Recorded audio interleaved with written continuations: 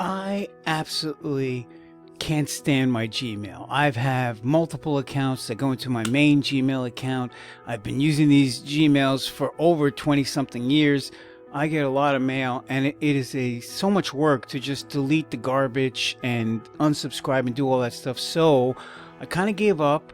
I am now deleting everything after 30 days, and I am running Claude.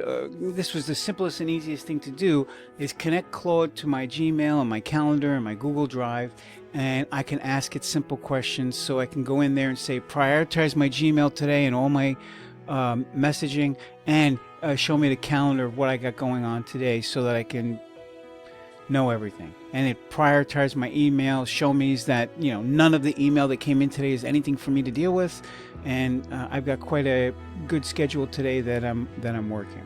So yeah, so if you are like me and you hate dealing with your inbox, and it takes you 15-20 minutes every morning and 15-20 minutes every afternoon to go through it and everything, to check it, I suggest you pay the $20 to get a Claude account and connect it to your Gmail, so you also can save that 40 minutes a day that used to kill me.